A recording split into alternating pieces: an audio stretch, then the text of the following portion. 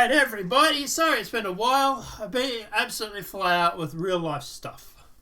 And to be honest, well, there wasn't a lot happening over CIG, and I didn't feel like making a video for clicks claiming that Q1 patch was going to be delayed until Q2 because it's released in April and every other patch in this past 3 years has been released in April. Morphologists looking at you.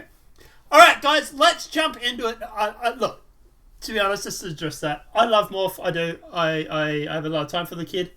I do think sometimes he gets a little wound up over stuff that he needs to sort of sit back and relax. And yeah, he put out in case you're not sure, he put out a tweet and then doubled down on a video and then tripled down on a video and then quadrupled down on more tweets about how the Q1 patch was going to be delayed because it's going to be released in April, not realizing that every patch for the past 3 to 5 years for Q1 has released in April.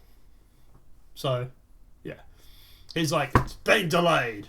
And it's like, no, dude, it's always released in April. Because generally in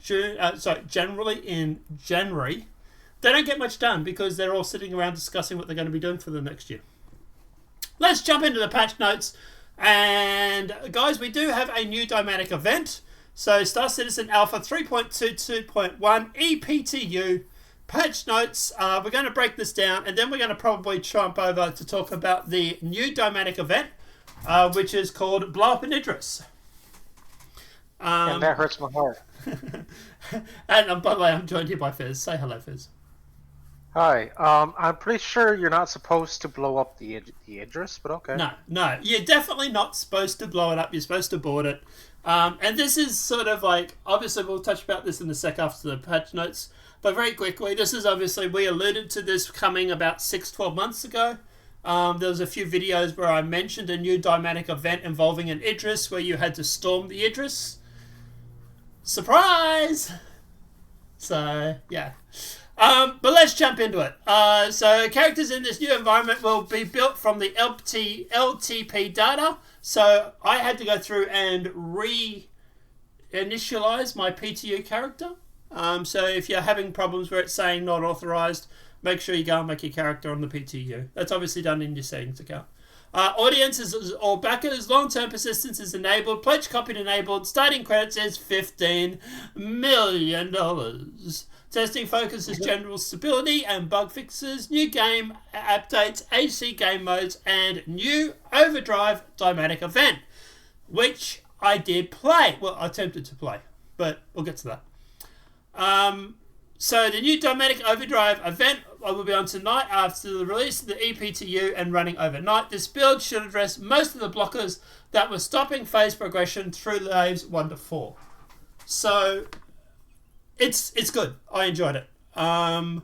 Basically, what you do is you get given to a Xenothreat base, or get coordinates to a Xenothreat base, and they want you to go in and hack the terminal, download the information, and then that gives it to the UEE to sort of try and preemptly stop a Xenothreat from attacking the system. Now, the one thing I didn't know is that you need a hacking chip. By the way, guys, if you're going to do this, take hacking chips. Alright? Because the last thing you want to be doing is walking 3Ks from your ship to their base, clearing out the base, getting down to the terminal, and then being like, Ferrets, have you got the hacking chip? And then Ferrets is like, no, I don't have the hacking chip. Do you have the hacking chip? And then you have to walk 3Ks back to the base, back to your ship, to fly to a space station to find a hacking chip because you're the dumb shit that forgot to get the hacking chip. So, take the hacking chip. Because it's otherwise going to be a very, like, stereotypical trope from a movie where, like, people are looking around going, oh, I thought I got it. And you go, oh, I thought you got it. So, take the hacking chip because you are going to need it for the mission. I would say probably buy about 5 of them just in case you break one of them or in case there's more missions where you need to do hacking. Like I said, I couldn't get past the first part because there's also a timer. You need to download this information before the timer extends or expands, and yeah, it's a decent time.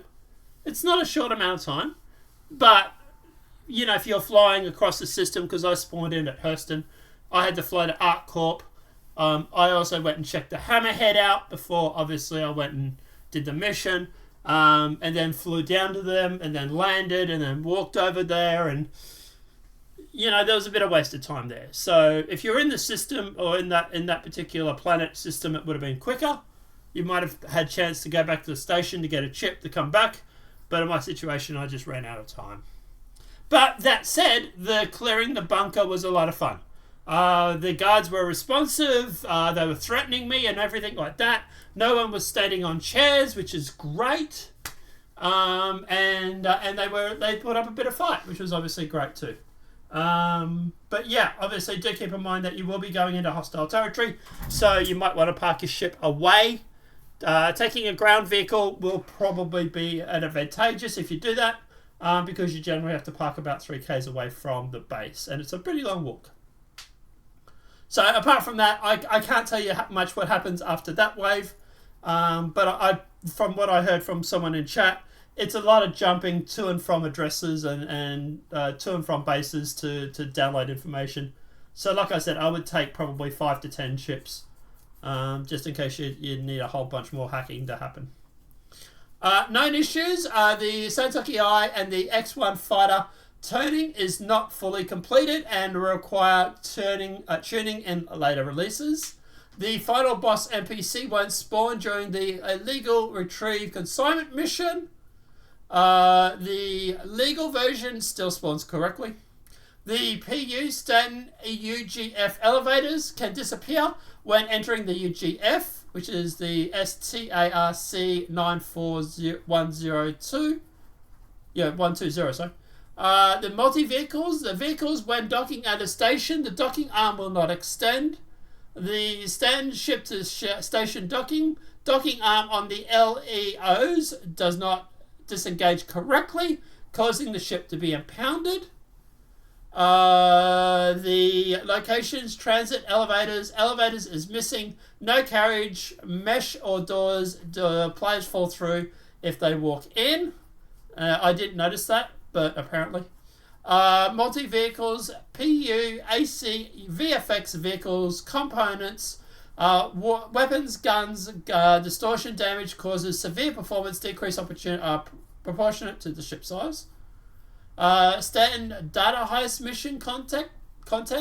Data heist server upload bars do not progress. The multiple weapons do not have recoil when shot. The AI, too many AI are spawning during the additional derelict missions. The AR marker showing in your assignment hangar does not appear. The medical respawn, unable to move after respawning and long time loading. The physical vehicles with revised ground vehicles physics suffer extensive vibration at low speeds or when stopped. Vehicle docking snub fighters cannot request docking clearance. Refinery kiosks is stuck at signing out. The Comare, the insert interaction for the crypto key occasionally is lost. The multiple locations AI are spawning together in groups and that can be slow to leave their spawn points. Players can spawn with unintended armor on. Players can become stuck in bed upon logging in. Players are unable to mine asteroids to scan the info does not appear. The multiple derelict settlements, the QT markers are not present on star map as intended. The vehicle debris detaches from the ship skeleton on hard death, leaving floating VFX and art floating in midair. Double key binding modifiers not working for STARC 3.22.1. Obviously, that's the issue council number. And players occasionally spawning on top of each other when respawning. So at the end of the day, a fair bit of issues or a fair bit of bugs. But we are waiting for 3.23 to come out, so, you know, at the end of the day. Future updates, feature updates, sorry. Distortion, temporary charges. Distortion damage has been effectively removed from all items except for power plates and dashboards. This temporary measure will rework how distortion damage penetrates vehicle hull. Shields now have 75 to 95% resistance against distortion weapons based on power triangle. Updating mining items, descriptions, and HUDs. References inert material leaving instead of filtering. They fixed an issue that causes ACU purchase ships to be lost. They have fixed the combat exploit bug. Players can despawn their actor by quitting the game during combat. The dynamic event stage 3 and 4 have had fixes. Arena Commander Master Modes has reduced aim assist bullet nudging, and they have fixed a server deadlock. So that's it for the patches for today. Fez, you want to talk about this this new dynamic event?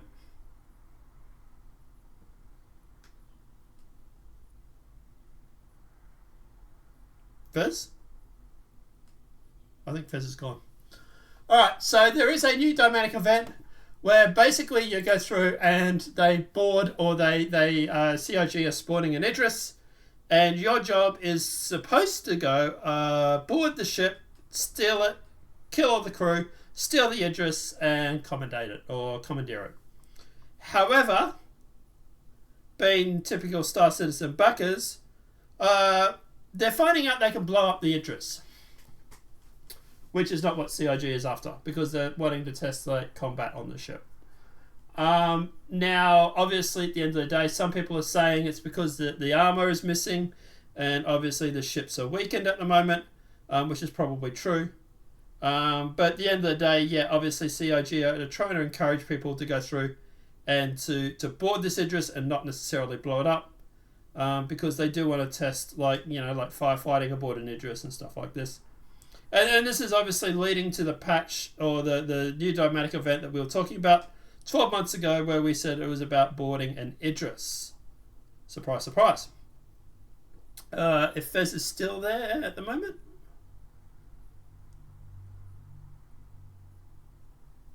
Little shit runs off every time I do a video. Alright, apart from that, guys, obviously at the end of the day, it's obviously not ideal. It's not what CIG are after. They do want people to go through and board the ship. But obviously, yeah, on the bright side, when the Idris blows up, you get to see ferrets cry. So, there's that. Apart from that, guys, let us know what your thoughts are in that comment section below. I really enjoyed the dynamic event from what I played from it. It was just annoying that I didn't take a hacking ship and maybe also a ground vehicle too, because it's kind of far to walk when you have to park 3k's away from the base. Do keep in mind those turrets are working and they do hurt. So if you think you're going to be able to land at the turrets before blowing them up, yeah, think again. Apart from that, guys, have a great night, enjoy yourselves, and we'll see you in the next demonetized video from YouTube.